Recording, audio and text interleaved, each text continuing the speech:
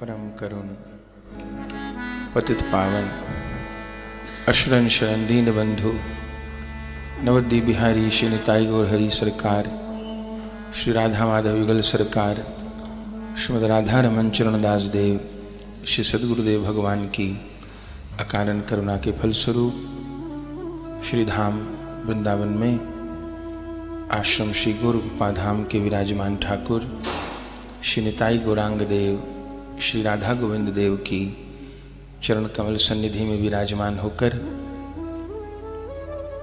आज महाशिवरात्रि के पावन पर्व पर एक दिवसीय भक्त चरित्र सत्संग में मथुरा की परिकर कुब्जा देवी के चरित्र को चिंतन करने का अवसर हमें प्राप्त हो रहा है। प्रथम महाशिवरात्रि की पुनः समस्त हरिभक्त वैष्णवजनों को बार बार बधाई देते हैं। सबके जीवन में भोलानाथ की कृपा परिवर्षित हो और शिव की कृपा से श्री कृष्ण भक्ति नाम निष्ठा हम सबको प्राप्त हो और आज का जो एक दिवसीय मनोरथ कर रहे हैं हमारे आदरणीय बाबूजी श्री प्रदीप लोधा जी, आपकी सहधर्मणी माताजी श्रीमती उषा लोधा जी, जो अभी वर्तमान में बेंगलोर में रह रहे हैं, पहले भी आपके द्वारा गुरु पूर्णिमा के अवसर पर 3 दिवसीय भक्त चरित्र का मनोरथ हुआ था, जिसमें तीनों अर्वाचीन संत, जिन तीनों संतों का आपने दर्शन और सत्संग लाभ भी किया था, परम पूज्य नीम करोरी वाले बाबा, परम पूज्य श्री अखंडानंद सरस्वती जी महाराज और परम पूज्य श्री बैरागी बाबा, इन 3 महापुरुषों के चरित्र को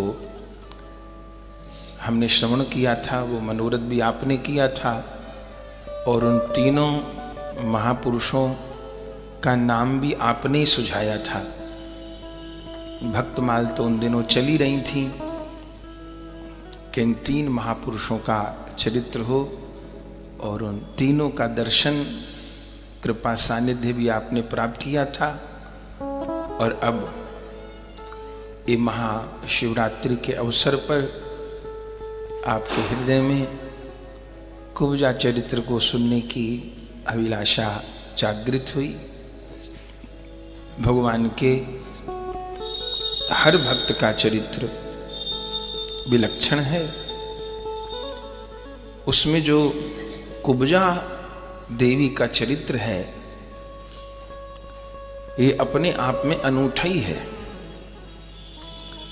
और इस चरित्र में मोटी मोटी 3 बातें अपने को दर्शन करने के लिए मिलेंगी। पहली बात, कैसे हम जानते हैं कि पूर्व जन्म की सूपनखा ही, त्रेता की सूपनखा ही द्वापर में कुब्जा बनी है। तो पहले तो कुब्जा चरित्र की विशेषता यह है कि एक दुष्ट राक्षसी कैसे भगवान की लीला परिकर बन सकती है। दूसरी बात, शिव कृपा से, गुरु कृपा से कितना कल्याण हो सकता है। और एक तीसरी बात कि साधक को अपने भाव के अनुसार ही लीला राज्य में सेवा सुख की प्राप्ति होती है। साधक देह में साधक जैसा चिंतन करता है, स्मरण करता है, सिद्धा अवस्था में भी उसको उसी प्रकार सेवा सुख की प्राप्ति होती है। तो ये तीन बातें कुब्जा के चरित्र में परिदर्शित होती हैं।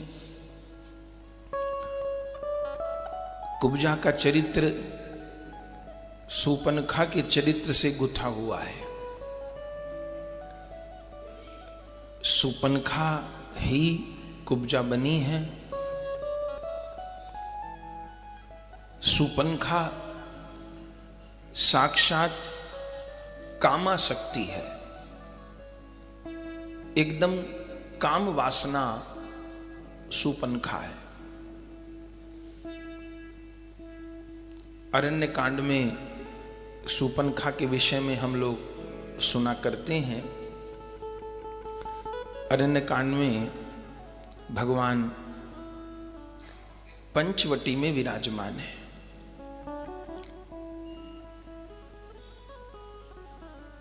रामचरितमानस में अनेक वनों की चर्चा आती है, जिसमें एक चित्रकूट का वन है, एक दंडकारण्य का वन है, और एक जिसमें जानकी जी रहेंगी वो भी अशोक वन है, अशोक वाटिका है। इसमें जो चित्रकूट का वन है ये सर्वोपरि है। वहां पर मंदाकिनी नाम की गंगा प्रवाहित होती हैं। चित्रकूट अचल पर्वत के रूप में विराजमान है और प्रेममय वन है। गोस्वामी जी इसका तात्विक अर्थ बताते हैं कि चित्रकूट माने भगवान की लीला स्थली। भक्त का हृदय कब बनता है? बोले जब तीन चीज हैं चित्रकूट में, एक तो मंदाकिनी, एक वो पर्वत जिसके ऊपर भगवान विराजते हैं, और एक सुंदर वन। ये तीन वस्तु हैं। तो भक्त का हृदय चित्रकूट कब बनता है? जब उसके भीतर कथा रूपी मंदाकिनी प्रवाहित होती है। सबसे पहली जरूरत ये है, किसी प्रेमी महापुरुष के मुख से जीवन में कथा वाली गंगा मंदाकिनी प्रवाहित हो, मन से कथा का प्रवाह हो रहा हो, ऐसी मंदाकिनी जहां प्रवाहित हो। दूसरा, चित्रकूट पर्वत अचलता का प्रतीक है, माने कथा की मंदाकिनी प्रवाहित हो और चित्त अचल रूप से वहां स्थित हो और प्रेम का वन हो। कथा श्रवण करते करते हृदय में जो प्रेम जागृत होता है वही एक वन है, एक क्षेत्र है, जहां फिर सीताराम आके श्यामा श्याम आके विहार करते हैं। एक बहुत बड़ी बात है कि और सब वनों में तो राक्षस आए, लेकिन चित्रकूट में एक भी राक्षस नहीं आया। क्या बलिहारी? क्योंकि चित्रकूट में कथा रूपी मंदाकिनी है, अचल चित्त रूपी चित्रकूट है, और प्रेम रूपी वन है। वहां पर मिलन हुआ। चित्रकूट में भगवान सीताराम तो मिले ही, वो तो विराजे ही। वहां पर बिछड़े हुओं का मिलन हुआ। भरत जी का श्री राम से कहां मिलन हुआ? चित्रकूट में ही हुआ। सब अवधवासियों का मिलन कहां हुआ? चित्रकूट में ही हुआ। तो चित्रकूट प्रेम रूपी वन है जहां मिलन होता है। माने चित्त चित्रकूट की तरह अचल है और कथा रूपी मंदाकिनी प्रवाहित हो रही है, तो वहां पर श्यामा श्याम का मिलन होगा और श्यामा श्याम से साधक का भक्त का भी मिलन होगा, सेवा सुख की प्राप्ति होगी। ये प्रेम का मन है। लेकिन जब भगवान चित्रकूट से चले तो एक दूसरा वन है जिसको दंडकारण्य कहते। अरण्य माने जंगल, वन। तो दंडकारण्य है। दंडकारण्य प्रेम का वन नहीं है। गोस्वामी जी की दृष्टि में जो दंडकारण्य है वो संशय का वन है। और संशय के वन में क्या हुआ? संशय के वन में सब बिछुड़ गए। शिव चरित्र में भी हम लोग सुनते हैं कि सती जी और शंकर जी का विछोह कहां हुआ? दंडकारण्य में ही तो हुआ। अगस्त्य जी से कथा सुन के लौट रहे थे तो विछोह हो गया, राम जी को देख के संशय हो गया। तो दंडकारण्य में सती जी को भी संशय हुआ, दंडकारण्य में सीता जी को भी संशय हुआ। चित्रकूट प्रेम का वन है और दंडकारण्य संशय का वन है। और इसी दंडकारण्य में पंचवटी है। पंचवटी माने जहां 5 प्रकार के वृक्ष हों उसको पंचवटी कहेंगे। लेकिन तात्विक अर्थ क्या है? ये शरीर ही पंचवटी है जो 5 तत्वों से मिलकर बना है। क्षितिजल पावक गगन समीरा, पंच रचित यह अधम शरीरा। तो इस पंचवटी में प्रभु रहते हैं, लेकिन ये संशय का मन है, प्रेम का वन नहीं है। और इसी संशय के वन में रावण आएगा, इसी संशय के वन में सूपनखा आएगी, इसी संशय के वन में खरदूषण आएंगे, इसी में सीता जी का हरण होगा, सब कुछ इसी में होगा। ये संशय का वन ऐसा है, इसमें भक्ति का विछोह हो जाता है भगवान से। भगवान दंडकारण्य में विहार करते हुए पंचवटी आए और पंचवटी में श्री राम लक्ष्मण जी को सत्संग प्रदान कर रहे हैं। जो सूपनखा का प्रसंग है अरण्य कांड में, वो 16 संख्या दोहा से 17 संख्या दोहा के बीच में है।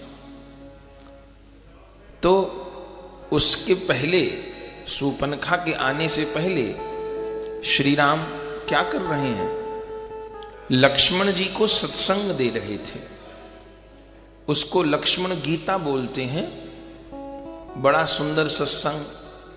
मम गुण गावत पुलक शरीरा, गदगद गिरा नयन बह नीरा, वचन कर्म मन मोर गति, भजन करहि निहि काम, तिनके हृदय कमल महु करहु सदा विश्राम।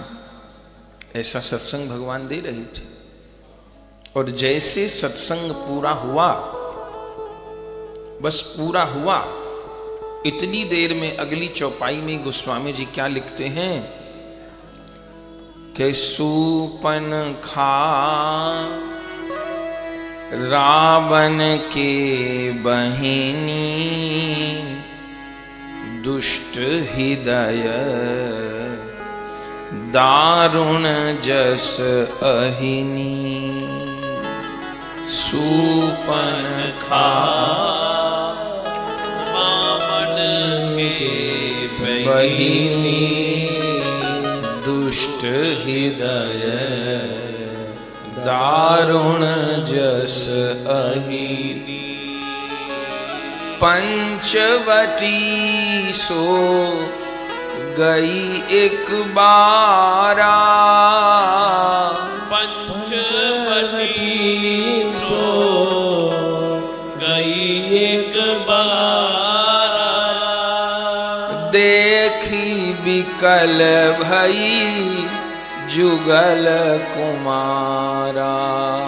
देखी विकल भई जुगल कुमारा।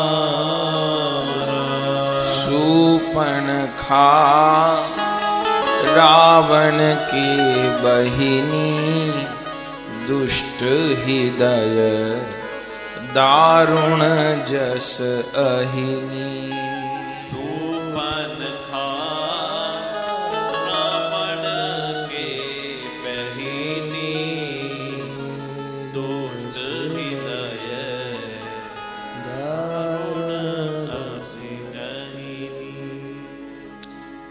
पंचवटी में भगवान विराज रहे। ये शरीर ही पंचवटी है, 5 तत्वों से मिली हुई देह ही पंचवटी है। और इस पंचवटी के भीतर आत्म स्वरूप से भगवान भी विराज रहे हैं, जानकी जी भी विराज रही हैं, लक्ष्मण जी भी विराज रहे हैं। लेकिन इस पंचवटी में सूपनखा आ जाती है। विराज तो रहे हैं इस देह के भीतर आत्म स्वरूप से भगवान, लेकिन सूपनखा आ जाती है। सूपनखा माने कामाशक्ति, माने देहाशक्ति। विशुद्ध रूप में कामाशक्ति सूपनखा है। और बड़े बड़े इसके नख हैं सूप के जैसे। गोस्वामी जी कह रहे हैं दुष्ट हृदय दारुण जस अहिनी। दारुण जस अहिनी माने नागिन के समान भयंकर है, बड़ी दुष्ट हृदय है। रावण की ये बहन है। रावण के पिता विश्वेश्रवा मुनि जी, इनके माली माल्यवान की 3 कन्याओं से विवाह हुए थे। हम लोग रामायण में सुनते हैं कैकसी, माया और सुभक्षा। माली माल्यवान ने एक बार कुबेर को देखा। कुबेर भी विश्वेश्रवा के पुत्र हैं। ब्रह्मा जी के पुत्र पुलस्त्य और पुलस्त्य जी के पुत्र हैं विश्वेश्रवा। और इन विश्वेश्रवा का भरद्वाज जी की पुत्री देववर्णिनी से भी विवाह हुआ था, तो कुबेर का जन्म हुआ था।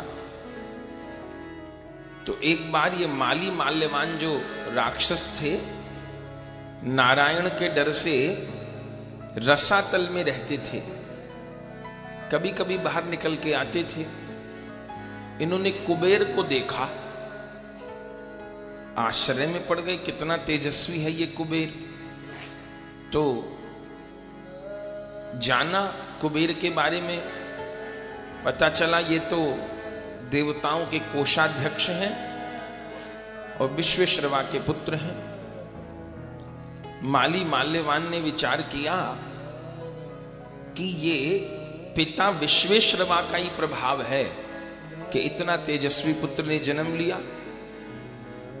हम राक्षस लोग बार बार हार जाते हैं, चूंकि हम में तामसिक बल तो है पर ब्राह्मणत्व का बल नहीं है।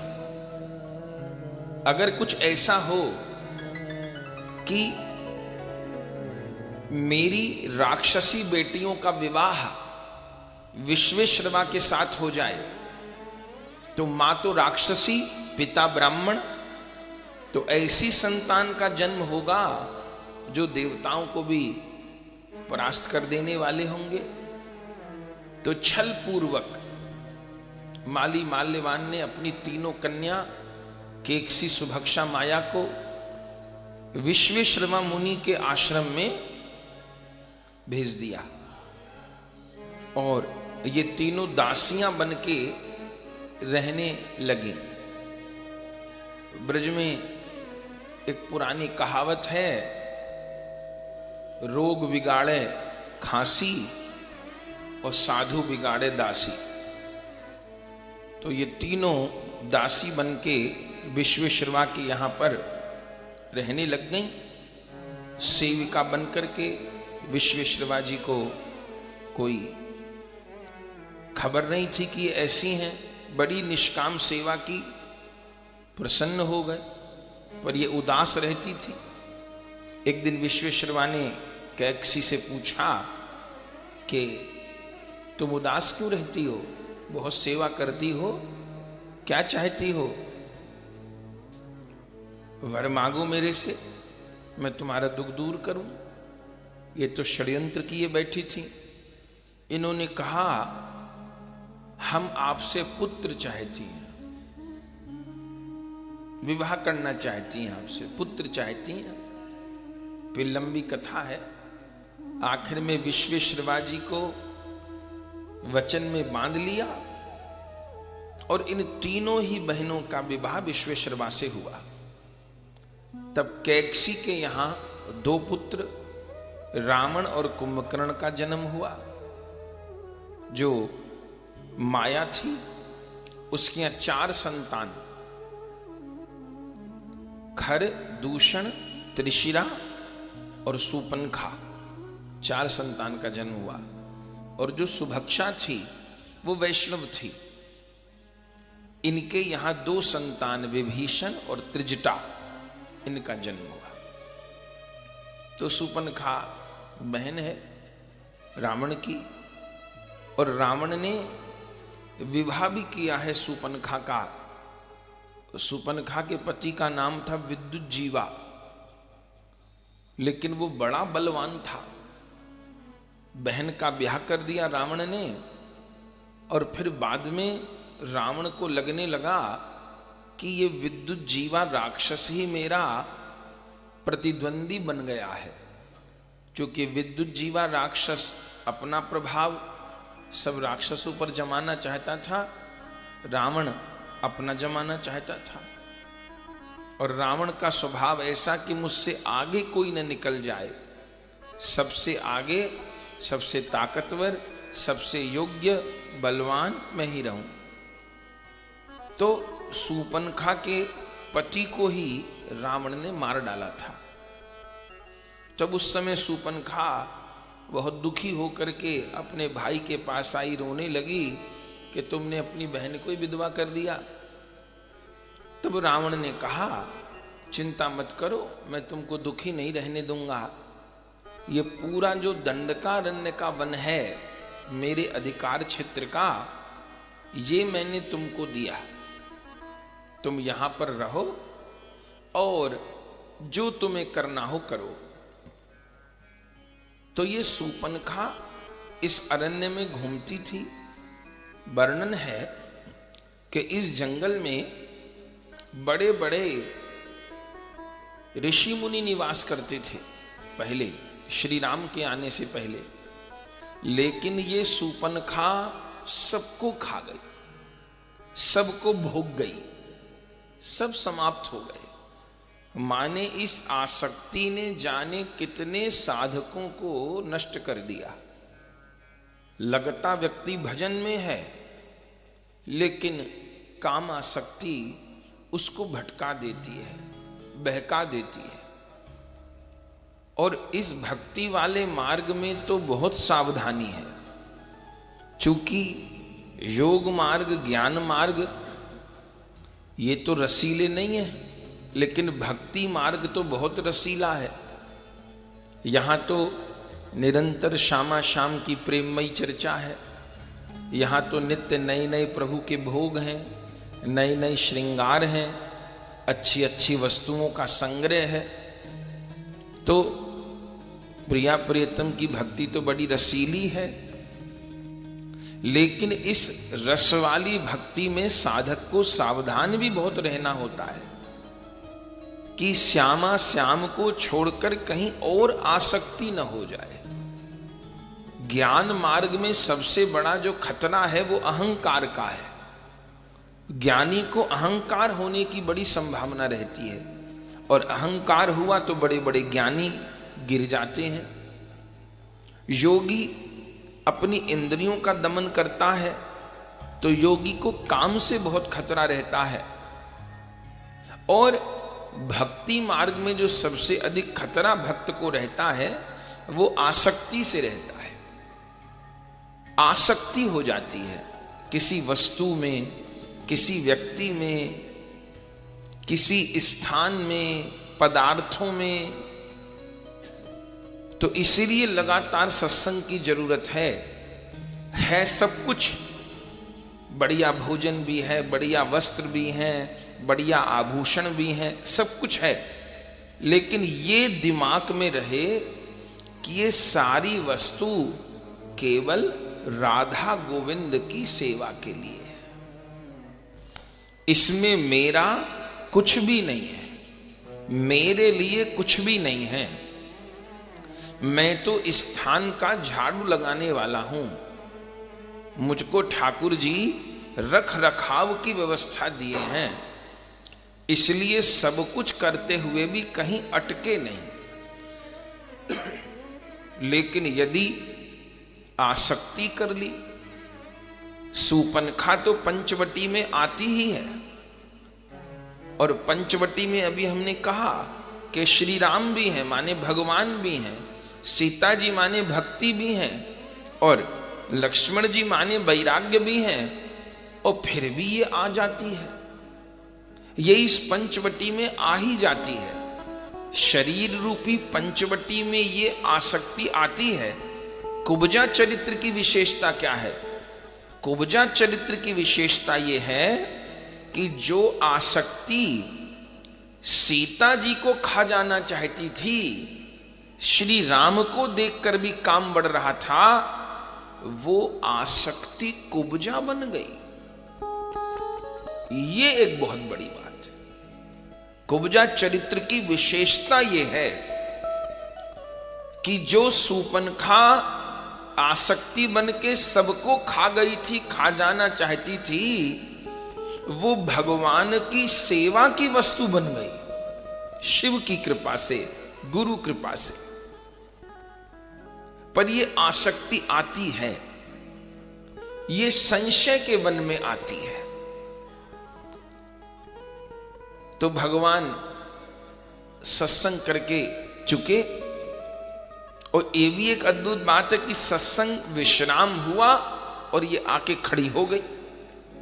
कई बार ऐसा भी होता है कि आदमी घर बार परिवार से बच के आया, साधु बन गए या वृंदावन आ गए, भजन मार्ग में आ गए, अब यहां पर आसक्ति कर बैठे, कहीं ना कहीं राग द्वेष करने लगे, किसी से द्वेष पाल लिए, किसी से राग पाल लिए, तो फिर आसमान से गिरे खजूर में अटके वो काम हो जाएगा। वृंदावन में आके भी, धाम में आके भी, वैष्णव बन के भी फिर कहीं अटक गए। तो ये आसक्ति आती है, लेकिन जैसे ये आई, इसके लिए बड़ी रोचक पंक्ति गोस्वामी जी ने लिखी है। बोले, सूपनखा रावण के बहिनी, दुष्ट हृदय दारुण जस अहिनी, पंचवटी सो गई एक बारा, देख विकल भई जुगल कुमारा। श्री राम और लक्ष्मण जी को देख करके तो विकल हो गई, और इसके मन में भयानक काम उत्पन्न हो गया। अब मन में सोचने लगी कि मैं बड़ी कुरूप हूं, माने सुंदर तो थी नहीं सूपनखा, मैं बड़ी कुरूप हूं, सीधे चली गई तो ये मुझे पसंद नहीं करेंगे, ये मुझे हटा देंगे, रखेंगे नहीं, तो मैं क्यों ना सुंदर बन के जाऊं। देखिए, कुब्जा में और सूपनखा में ये अंतर है। सूपनखा बहुत बनठन के भगवान के पास गई, और कुब्जा जैसी थी वैसी गई, कुरूप कुबड़ी वो जैसी थी ऐसी गई। तो हुआ क्या, सूपनखा का श्रृंगार भगवान ने बिगाड़ दिया। वो सुंदरी बन के गई तो उसको कुरूप बना दिया, और कुब्जा कुरूप गई तो भगवान उसको सुंदर बना दिया। जो सुंदरी बन के गई माने नकली रूप बना के गई, क्योंकि भगवान की प्रतिज्ञा है, सन्मुख होए जीव मोहि जबहि, जन्म कोटि अगनासो तबहि। तुम जैसे हो ऐसे मेरे पास आ जाओ और ये स्वीकार कर लो, तो मैं सब समाधान कर देने के लिए तैयार हूं। लेकिन गोस्वामी जी तो कहते हैं, इसने बहुत जबरदस्त श्रृंगार किया, बड़ी सुंदरी बन गई और सीधे श्री राम के पास पहुंच गई। जानकी जी को प्रणाम नहीं किया, लक्ष्मण जी को प्रणाम नहीं किया, किसी को प्रणाम नहीं किया। ये तो सीधा प्रभु के पास जा धमकी और क्या कह रही है? तुम सम पुरुष नामो सम नारी, तुम सम पुरुष नमो सम नारी, तुम सम पुरुष नमो सम नारी,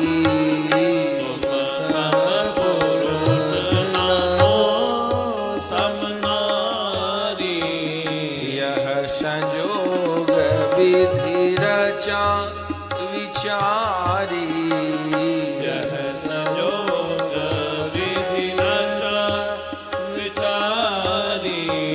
यह संयोग विधि रचा विचारी, यह संयोग विधि रचा विचारी। मम अनुरूप पुरुष जग माही, खोजे देख खोजे तीन लोक महनाही, मम अनुरूप पुरुष जग माही, खोजे तीन लोक महनाही, मम अनुरूप पुरुष जग माही, तीन लोक महनाही, मम अनुरूप पुरुष जग माही, खोजे तीन लोक महनाही, ताते अब लगी रहे कुंवारी, ताते अब लगी रहे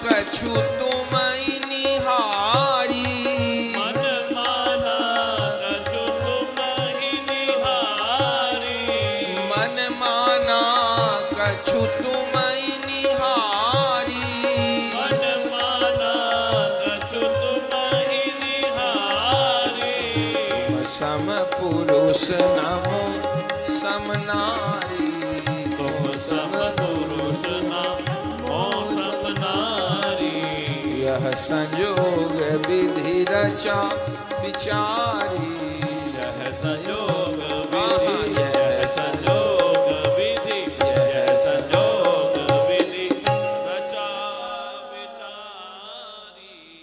क्या कहती? तुम सम पुरुष नमो सम नारी।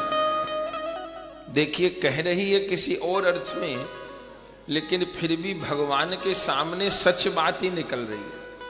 कहती है तुम सम पुरुष, आपके जैसा पुरुष संसार में नहीं है। और ये बिल्कुल ठीक बात है, भगवान तो परम पुरुष हैं, उनके जैसा पुरुष तो जगत में कहाँ होगा। कहती है तुम सम पुरुष और नमो सम नारी, मुझ जैसी नारी भी इस जगत में नहीं है। और यह संजोग विधि रचा विचारी, ये तुम्हारा मेरा संजोग जोड़ी विधाता ने बहुत विचार के बनाई है। देखिए, प्रभु के आगे इसने ये जो पंक्ति बोली ना कि यह संजोग तुम्हारी मेरी जोड़ी विधाता ने विचार के बना, अब प्रभु के सन्मुख जो संकल्प किया जाए वही सत्य हो जाए।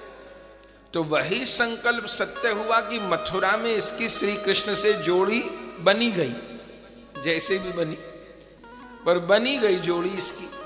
कहती है यह संयोग विधि रचा विचारी, विधाता ने यह संयोग बड़ा विचार के रचा है। और मम अनुरूप पुरुष जग माही, देखे खोज लोक तेहु नाही। मेरे अनुरूप इस संसार में मैंने तीनों लोकों में पुरुष खोजा, माने अपने लिए दुल्हा खुद ही खोज रही थी। बोले मैंने खोजा, मुझे कहीं नहीं मिला। अब अगली जो पंक्ति कहती है वो बड़ी जोरदार है। कहती है ताते अब लगी रहे कुंवारी, मन माना कछु तुम ही निहारी।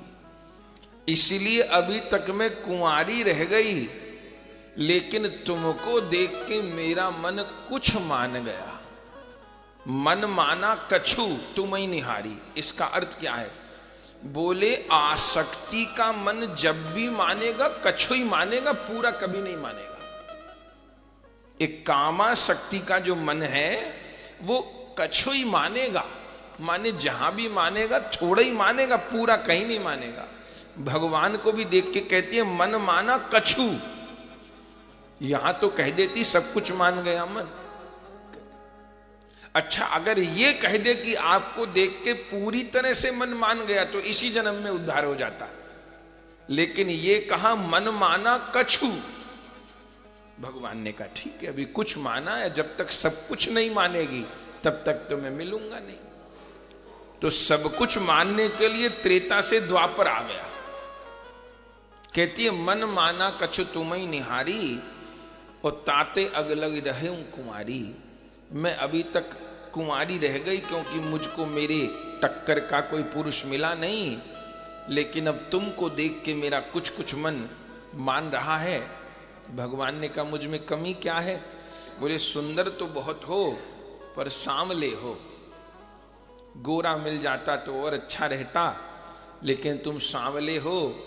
पर चलो काम चल जाएगा, मैं तैयार हूं। राम जी ने कहा तू तो तैयार है, मैं तो तैयार नहीं, तो जबरदस्ती कह रही है कि मैं तैयार हूं। राम जी ने कहा मैं तो तैयार नहीं हूं।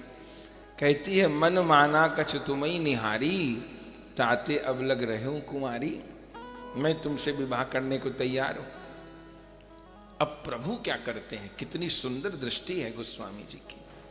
बोले राम जी ने इसको देखा ही नहीं। ये एकदम कुब्जा चरित्र और सूपनखा की देखिए बात। सूपनखा कहते कहते मर गई बेचारी, एक बार विलोक ममोरा। देख तो लो कितना मेकअप करके आई, राम जी दृष्टि नहीं उठाए। ये तरस गई कि एक बार भगवान चलो मुझे स्वीकारे ना, मुझे सुंदरी तो कह दे कम से कम। नहीं कहा, नहीं कहा। और कुब्जा को 3 बार अरे सुंदरी निक चंदन लगाए दे। अब वो कहां सुंदरी है, वो तो कुबड़ी है, 3 जगह से टेढ़ी है। लेकिन ठाकुर जी 3 बेर उसको कहेंगे अरे सुंदरी चंदन लगाए दे। माने पूर्व जन्म की जो अभिलाषा थी वो अगले जन्म में, वो सत्य संकल्प प्रभु के आगे जो जो संकल्प किए थे वो पूर्ण होंगे, पर कुब्जा बनने पर पूर्ण होंगे। तो कहती है कि मन माना, मेरा मन तुमको देख के कुछ कुछ मान गया, अब तुम मुझे स्वीकार करो, मैं तुमसे विवाह करने को तैयार हूं। राम जी ने देखा ही नहीं इसकी तरफ। गोस्वामी जी क्या लिखते हैं? बोले सीतई चितई कही प्रभु बाता, सीतई चितई कही प्रभु माता। सूपनखा खड़ी है यहां सामने आके, और सीता जी खड़ी है इधर। सूपनखा बात भगवान से कर रही है और भगवान देख इधर रहे, उसकी तरफ देख भी नहीं रहे। सीतई चितई कही प्रभु बाता, सीतई चितई कही प्रभु बाता। सीता जी की तरफ देखा। हमसे कोई देख रहा हो और हम कहीं और देखें तो इसका इशारा क्या होता है कि आप हमसे बात कर रहे हैं, हम कहीं और देख रहे हैं, तो आप भी वहीं देखो जहां हम देख रहे हैं।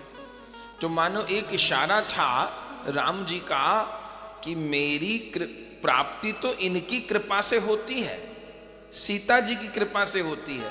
मैं सीता जी को देख रहा हूं, तू भी देख, पर इसको सीता जी से मतलब नहीं। लेकिन भगवान सीता जी को देखते हैं, मानो संकेत करते हैं कि जीवन में जब जब ये आसक्ति रूप सूपनखा आवे तो कहां देखे? बोले भक्ति की ओर देखे, जानकी जी की ओर देखे, श्री जी की ओर देखे। जब जब संसार की आसक्ति लुभावे तो श्यामा श्याम की रूप माधुरी का चिंतन करे, श्यामा श्याम की रूपाशक्ति का चिंतन करे। जब जब संसार के गुण लुभावे तो श्यामा श्याम के दिव्य गुणों का स्मरण करे। जब भी जगत का आकर्षण हो तो वहां पर श्यामा श्याम को ले जाकर के खड़ा कर दे। इस संसार में कोई क्या सुंदर होगा? सुंदर तो मेरे प्रिया प्रियतम है। इस संसार में किसी का क्या वैभव होगा? वैभव तो मेरे प्रिया प्रियतम का है। इन्हीं चीजों पर, रूप पर, ऐश्वर्य पर, धन पर मन आसक्त होता है, लेकिन वहीं पर प्रिया प्रियतम के दिव्य रूप को, प्रिया प्रियतम के दिव्य धाम को, दिव्य लीला को स्थापित करे। तो राम जी दृष्टि नहीं डाले इसके ऊपर। राम जी सीतई चितई कही प्रभु बाता। जानकी जी की ओर देख करके भगवान बोले, क्या बोले? बोले अहई कुमार मोर लघु भ्राता। अहई कुमार मोर लघु भ्राता। सीता जी की तरफ देख करके लक्ष्मण जी की तरफ इशारा करके बोले अहई कुमार मोर लघु भ्राता। ये मेरे छोटे भाई हैं लक्ष्मण, ये कुमार हैं। अब लोग बड़ा संशय करते हैं कि राम जी असत्य कैसे बोल दिए? राम जी असत्य कैसे बोल दिए? लक्ष्मण जी कुंवारे थोड़े हैं, लक्ष्मण जी तो विवाहित हैं, पर राम जी कह दिए कुंवारे। अब यहां पर व्यंग है। इसने क्या कहा? इसने कहा ताते अब लग रही कुंवारी। तो राम जी क्या बोल रहे हैं? राम जी ये कह रहे हैं कि अब किसी किसी देश की भाषा होती है, जैसे महाराष्ट्र की भाषा में इस्तीफे को कहते हैं राजीनामा। उस मंत्री ने राजीनामा दे दिया, तो राजीनामा यहां तो कुछ और अर्थ होगा राजीनामा का कि संधि हो गई, लेकिन मराठी भाषा में राजीनामा का अर्थ होता है कि इस्तीफा दे दिया। तो कई बार शब्द का अर्थ बदल जाता है क्षेत्र में। तो राम जी का मानो व्यंग था कि शायद तुम्हारे यहां जिसका पति पास न हो उसको कुंवारी कहते हैं। जैसे तेरा पति पास नहीं है, नहीं रहा, तो तू कुंवारी है। तो तुम्हारे देश में कुंवारा कुंवारी का यही परिभाषा है कि जिसका पति पास ना हो वो कुंवारी, तो जिसकी पत्नी पास ना हो वो कुंवारा। तो जैसी तू कुंवारी है ऐसे ये भी कुंवारे हैं। तो व्यंग मानो प्रभु का था। उसने कहा ताते अब है तो विधवा और बता रही अपने आप को कुंवारी। तो राम जी भी कह दिए कि अहई कुमार मोर लघु भ्राता। अहई कुमार मोर लघु भ्राता। ये दंडकारण्य में, ये संशय के वन में शायद यही रिवाज होगा कि जिसका पति उसके पास नहीं है वो कुंवारी है, और जिसकी पत्नी उसके पास नहीं है वो कुंवारा है। तो जैसी तू कुंवारी है ऐसे ये भी कुंवारे हैं। तो अहई कुमार मोर लघु भ्राता, ये मेरे छोटे भाई कुंवारे। इसने कहा ठीक है, तुम तो विवाहित हो, ये कुंवारे हैं, तो मैं इन्हीं के पास जाती हूं। इनके पास गई। राम जी ने क्यों भेजा? अनेक अर्थ है। बोले श्री राम है ज्ञान, जानकी जी हैं भक्ति, और लक्ष्मण जी हैं वैराग्य। कई बार जीवन में आसक्ति आती है, ज्ञान के द्वारा आसक्ति का समाधान नहीं होता। पता होता है कि ये गलत है, लेकिन फिर भी निवृत्ति नहीं होती। कई बार भक्ति के द्वारा भी आसक्ति की निवृत्ति नहीं होती। भक्ति भी चलती रहती है और कहीं ना कहीं आसक्ति भी बनी रहती है। लेकिन आसक्ति का निवारण कैसे होता है? आसक्ति का निवारण जब भी होता है विरक्ति से ही होता है, वैराग्य से ही होता है। इसलिए यहां आप देखेंगे खरदूषण को राम जी मारे, रावण को राम जी मारे, इतने दैत्यों को राम जी मारे, सुपर्णखा को नहीं मारे। सुपर्णखा को हाथ नहीं लगाया भगवान ने, सुपर्णखा को भेज दिया लक्ष्मण जी के पास। चूंकि वैराग्य से ही जीवन में आसक्ति की, लौकिक आसक्ति की, कामासक्ति की निवृत्ति होगी, अन्यथा नहीं, भयानक दुख भोगना पड़ेगा। तो अहि कुमार मूर लघु भ्राता, लक्ष्मण जी के पास भेज दिया। लक्ष्मण जी मूर्तिमान वैराग्य हैं। बोले पहले सीता जी की तरफ देखा, वहां इसने शरणागति ग्रहण नहीं की। अब लक्ष्मण जी की तरफ देखा, माने लक्ष्मण जी की शरण ग्रहण कर ले, मेरे पास आई है, लेकिन शरण कहां ग्रहण करेंगे?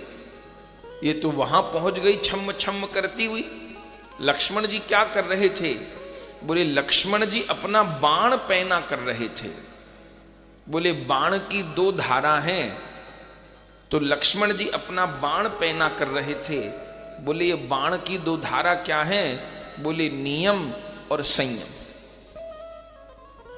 आसक्ति अपने पर हमला बोले तो वैराग्य रूपी बाण पैना कैसे होता है? माने हमको कैसे पता चले कि हमारे भीतर वैराग्य है कि नहीं है? दो चीज से, नियम कितना, संयम कितना। नियम कितना, संयम कितना। बाण की दो धार हैं, नियम और संयम। तो नियम और संयम वाली धार को पैना करता रहे साधक, तभी वैराग्य वाला बाण तीव्र रहेगा और तभी सुपर्णखा से निपटा जाएगा। तो श्री लक्ष्मण जी बाण पैना कर रहे थे, वहां पहुंच गई। वहां पर भी यही कहानी सुना दी कि तुम सम पुरुष न मोह सम नारी, यह संजोग विधि रचा विचारी, ताते अब लग रहे कुमारी, मन माना कछ तुम ही निहारी, मेरे से ब्याह कर लो। लक्ष्मण जी ने कहा बड़ी बेशर्म है, अभी तो वहां राम जी से कह रही थी ब्याह कर लो, और अभी 4 कदम चल के आई है, मुझसे कहती है। अभी इसका वहां मन माना हुआ था, मुझसे मन मान गया, इसका पता नहीं कहां कहां मन मानेगा, इसका कोई ठिकाना ही नहीं है। तो बड़ी अद्भुत बात, राम जी तो सीता जी की तरफ देख के बात की है, और लक्ष्मण जी राम जी की तरफ, बिचारी की तरफ देखा तो किसी ने नहीं। अच्छा, इसलिए कुब्जा को भी जब भगवान मिलेंगे तो श्री कृष्ण बलराम दोनों ही मिलेंगे। श्री कृष्ण बलराम दोनों का दर्शन होगा, अपनाएंगे तो श्री कृष्ण, पर ये पहचान लेगी कि यही राम लक्ष्मण मुझे अब कृष्ण बलराम के रूप में प्राप्त हो रहे। लक्ष्मण जी ने भी इसकी तरफ नहीं देखा और ये अपनी कहानी सुनाती रही। लक्ष्मण जी ने कहा कहो जी। इसने कहा क्या कहूं, बस ऐसे तो मेरे लिए रिश्तों की कमी नहीं है, मैं कोई छोटी मोटी घर की तो हूं नहीं, रावण की बहन हूं, लंका की राजकुमारी हूं, मुझे कहीं रिश्तों की कमी है। लेकिन मेरे भाई तो बहुत कहते थे ब्याह कर ले ब्याह कर ले, पर मैंने कहा कि नहीं, मुझे ब्याह नहीं करना, मेरा मन कहीं माना ही नहीं।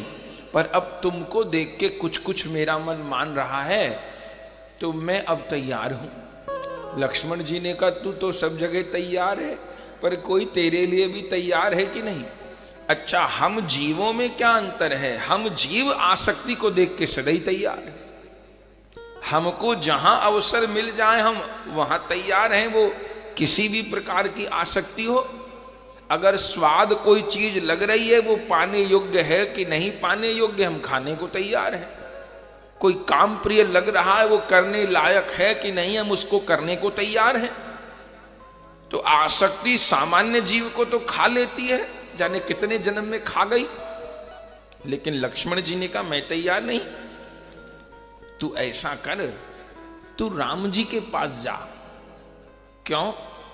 लक्ष्मण जी का संकेत है कि आसक्ति भगवान के चरणों में ही रहे तो ठीक है। इसलिए राम जी ने मारा नहीं इसको। पूरी सेना में, पूरे रावण के खानदान में कोई जिंदा नहीं बचा, सब मर गए। सुपर्णखा मरी? नहीं मरी। हम लोग सुनेंगे अभी। पुष्कर में जाके तप किया, क्यों नहीं मरा? चूंकि आसक्ति कभी मरती नहीं है, और असली बात यह है ये मरनी चाहिए भी नहीं। योगी मन को मारता है, भक्त मन को नहीं मारता। क्यों? चूंकि मन यदि मर गया तो भजन भी नहीं होगा। फिर योगी मन को मारता है, सुखाता है। भक्तों में ये नहीं है। हम लोग मन को मारते नहीं हैं, हम लोग मन को मोड़ते हैं, मारते नहीं हैं। मन यदि मर गया, मोक्ष में होता क्या है? अंतःकरण का विलय तो भगवान में हो जाता है। भक्त लोग मोक्ष स्वीकार नहीं करते, क्योंकि अंतःकरण ही समाप्त हो गया, अंतःकरण का विलय हो गया प्रभु में, मन का विलय प्रभु में हो गया। तो क्या हो गया? न्यूट्रल अवस्था हो गई, न्यूट्रल अवस्था हो गई। दुख का भी अंत हो गया, पर सुख का भी अंत हो गया, न्यूट्रल हो गए। लेकिन भक्त मन को मारता नहीं है, क्योंकि मन यदि मर गया, मन का अस्तित्व खत्म हो गया, तो भजन का सुख भी नहीं मिलेगा, फिर सेवा का सुख भी नहीं मिलेगा, धाम की प्राप्ति भी नहीं होगी, लीला की प्राप्ति भी नहीं होगी। तो इस आसक्ति को न तो राम जी मारेंगे न लक्ष्मण जी मारेंगे। लक्ष्मण जी कुछ थोड़ा शासन करेंगे, जान से तो नहीं मारेंगे। लक्ष्मण जी कहे तू राम जी के चरणों में जा, वहां जा। चूंकि ये आसक्ति भगवान के चरणों में रहे तो ठीक है, कहीं और भटकेगी तो फिर परेशान करेगी।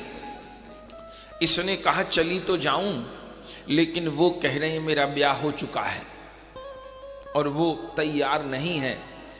लक्ष्मण जी हंस पड़े। लक्ष्मण जी ने कहा प्रभु समर्थ कौशलपुर राजा, प्रभु समर्थ कौशलपुर राजा, जो कछु करहि तीनई सब छाजा, जो कछु करहि तीनई सब छाजा। इसने कहा कैसे जाऊं? वो तो कह रहे मेरा ब्याह हो चुका। लक्ष्मण जी ने हंस के कहा अरे प्रभु समर्थ कौशलपुर राजा, भगवान परम समर्थ हैं, अयोध्या कौशलपुर के राजा हैं। अरे जो कछु करें इन्हीं सब छाजा, ये कुछ भी कर सकते हैं। माने हमारे पिताजी की भी तो 3 रानियां, हमारी 3 मैया हैं, और राम जी एक आधा ब्याह और कर लेंगे तो कोई आफत हो जाएगी क्या? राम जी तो 10-20 को भी रख सकते हैं। तो तू ये मत सोच कि उनका विवाह हो चुका है तो तेरे से ब्याह नहीं कर सकते। प्रभु समर्थ, भगवान समर्थवान है। अर्थ क्या है कि आसक्ति को भगवान ही संभाल सकते। इसलिए राम ही केवल प्रेम प्यारा। जहां जहां आसक्ति हो गई हमारी, आज सुख मिल रहा है कल दुख मिलेगा ही मिलेगा। इसलिए पराधीन सपने सुख नाई। इसलिए अपनी जीवन की चाबी किसी को न दे दे। उसने ऐसा कह दिया तो मैं ऐसा हो गया, उसने ऐसा कह दिया तो मैं ऐसा हो गया। हम अपनी जीवन की चाबी किसी और को दे दिए। तो आसक्ति जहां जहां रहेगी, मोह जहां जहां रहेगा, वहां से दुख ही मिलेगा। आज सुख मिल रहा है, इस संसार का नियम है, यहां टैक्स देना पड़ता है। जिससे जितना सुख मिलेगा उससे उतना दुख भी मिलेगा।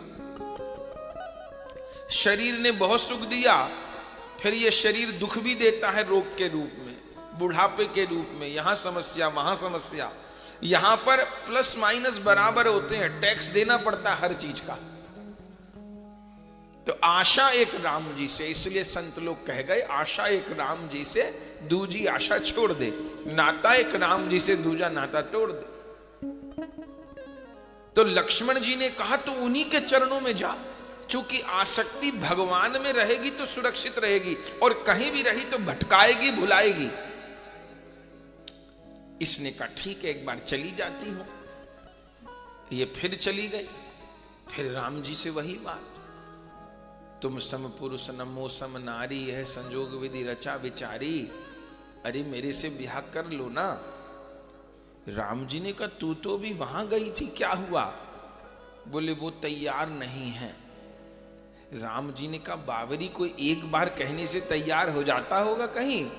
अरे एक बार से तैयार नहीं होते तू फिर जाकर के कोशिश कर, हिम्मत नहीं हारनी चाहिए। ये फिर चली, फिर वहां पहुंच गई।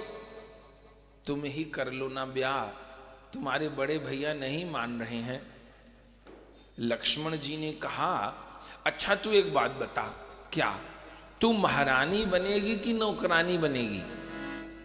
इसने कहा मैं नौकरानी क्यों बनूंगी, मैं तो महारानी बनूंगी। लक्ष्मण जी ने कहा देख, मेरे से ब्याह करेगी तो नौकरानी बनेगी, क्योंकि मैं नौकर आदमी, मैं तो सेवक हूं। मेरे से ब्याह करेगी तो सेवक ही बनेगी, नौकरानी बनेगी। और स्वामी से ब्याह करेगी तो महारानी बनेगी। अब बता दे क्या बनना है। इसने कहा मुझे नहीं पता था तुम नौकर हो, तब तो मैं तुम्हारे साथ ब्याह नहीं करूंगी। फिर लौट गई राम जी के पास।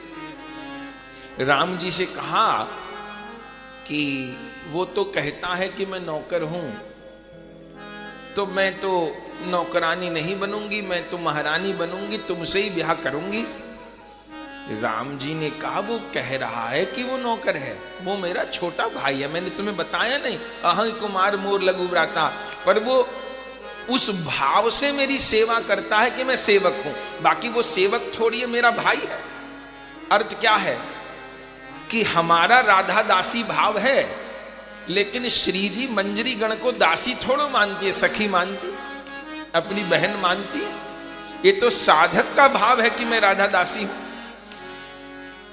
लेकिन श्री जी तो बहन की तरह स्नेह देती हैं, सखी की तरह स्नेह देती हैं, मंजरियों को अपनी गोद में भर करके हृदय से लगाती हैं, स्नेह करती हैं। तो भगवान ने कहा वो तो मेरा भाई है, उसका भाव है सेवक वाला, तो फिर से एक बार जा। अब ये फिर लक्ष्मण जी के पास पहुंच गए। फिर लक्ष्मण जी राम जी के पास भेज दिए। फिर राम जी लक्ष्मण जी के 2 4 5 इसने चक्कर लगाए, बस इसका धैर्य खत्म हो गया और ये तो उग्र हो गई और सीता जी को खाने के लिए झपटी।